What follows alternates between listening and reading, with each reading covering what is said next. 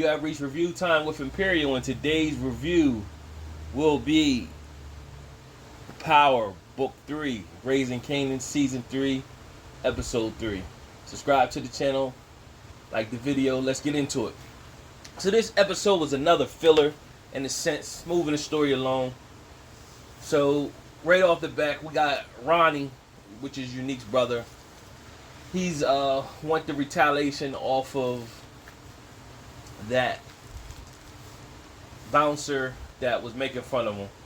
He had to get him out of here. Seen him, met him at the car, pretty much knocked him out, then jammed his head in the with the car door. From there, you had Unique meet with one of the other mob bosses. Finds out pretty much there's a connect. How the whole distro work. The product pretty much comes from Asia and gets distributed through Canada, and then the Italians go grab it from Canada and then they bring it into New York and stuff like that. So what happens from there is pretty much Unique got co-signed by the Big Fish. Now the Big Fish is supposed to be alleged to be a character off of the likeness of John Gotti. So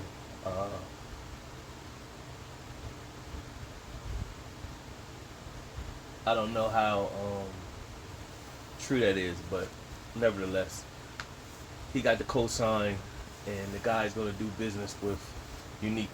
Wants him to go with his brother-in-law pretty much and do business out of a Chinese store, and Unique was pretty much like, I don't want to do that. He pretty much said, I told my sister I'd give him a shot. So Unique said he's going to get down. From there, Unique, of course, he's still messing with Rock after he got the deal. He did some exercises with his brother Ronnie.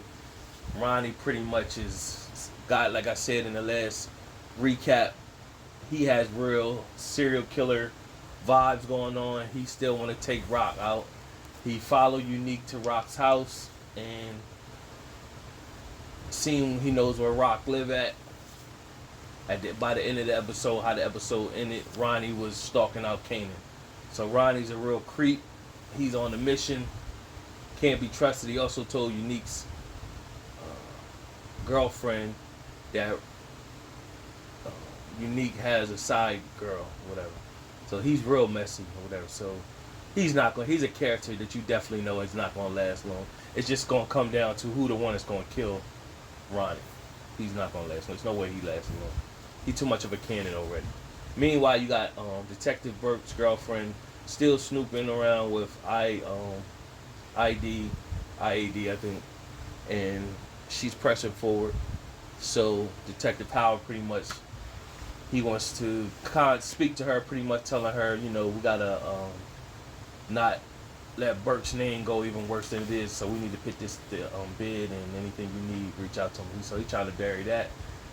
The FBI is getting clamping down, so they barred in Stefano, and Stefano, they really didn't have much on him, and they just letting them know they're there. Meanwhile, they're watching everybody. So Rock could already sense that they were watching her, so they was watching her, taking pictures of her.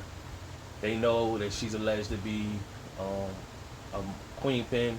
However, of course, at this moment, she out the game. She's looking to wash her money. She getting her hair done from the Dominicans, and when she getting her hair done, they mentioned that their landlord was trying to sell the property. So Rock is pretty much looking at that. That's a way that how she can watch her money. However, the feds is taking pictures of her. What else happened in the episode? Kanan is now got the delivery. He got a Sinbad to front him the weed product. Meanwhile, he's got the runners around the team, around the city doing deliveries. And this, I guess, the speculation, this is where it's going to be the intro to Ghost and Tommy. There is two kids that's teenagers, that's runners, that could be Ghost and Tommy, but who knows? It don't look like the same. The black kid looked like it could be the same kid that played as Ghost at the end of Power 6, where they had that little throwback of them when they were teenagers or whatever. But the kid don't look like himself. But then again, the kid had braids, so this kid didn't. So it could be. Who knows? Yeah, because if you look at it, when we seen at the end of Power season 6, and we seen that post-credit scene of Ghost and Tommy, they had already knew Kanan by that time, and Tommy had braids. So rewind. If these two kids is the runners for Kanan, they're just meeting him, so they don't know him. By the time we seen him in that post-credit scene, they had already knew him, because Tommy was like, "Yo, Kanan is looking for us," whatever. So this could, though, there are two kids that could be Ghost and Tommy, but we'll see later on. It could be the intro to them coming into the picture. And then we had Juke. Juke had her audition. She made the track with Uncle Lou. Uncle Lou still got a drinking problem, but Marvin is becoming the father of the year. He's showing Juke tons of support. And just showing how their relationship is building and blossoming. So you know something's gonna happen. Either Marvin's gonna get killed or he's gonna get locked up for the Sal shooting. But Uncle Lou made the track with Juke. He didn't show up to the audition with the track because he got drunk.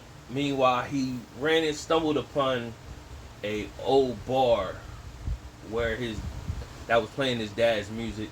He talked to the bar owner. He felt somebody was disrespecting her and her bar, so he punched him out, got locked up. That's how he met Juke's audition. He got out to apologize to the bar owner. Then they kind of hit it off because she has open night at her bar, and the kids just come there and do open night. So he's looking at ideas like, I can add my flavor to it, and we can get this popular. And so we seen pictures where it shows Famous performing again. So I guess that's how he gonna end up at Uncle Lou's spot. But it's also showing Juke. You meet this young girl who, while Juke's auditioning, pretty much said, she's cocky and basically telling the girls, "It's 2 slots left. I pretty much locked down my spot." And I think Juke is going to get selected. They only let Juke perform for like 30 seconds, but Juke, she got that voice. So I do think they're going to let Juke. They're going to put Juke in, but she's not going to fit well in that girl type group. That's what I think is going to happen. So we're seeing Juke still have her innocence. She's thinking about going into the military. She still has her innocence, but something's going to happen to rob her of her innocence and pretty much get into that spirit of cutthroat. And we do know she ended up down in D.C. as a cop, but I think she might go into the military to develop that skill set first and to get there. So we're basically seeing the build up of her, Kanan and Juke, how they become what they become. Then from there, that was pretty much the episode. A sidebar, Marvin, his old AAA buddy, or no, not his anger management guy that was in his group that he kind of connected with, called him out. He had a backtrack, and Marvin had to come pay for him to get him, helped him out. So you see Marvin's character really working on himself, becoming a better person, but something's gonna happen to Marvin after, and Uncle Lou's becoming a scumbag. Other than that, okay episode, nothing too much went on. Subscribe to the channel, tune in next week. Until next time.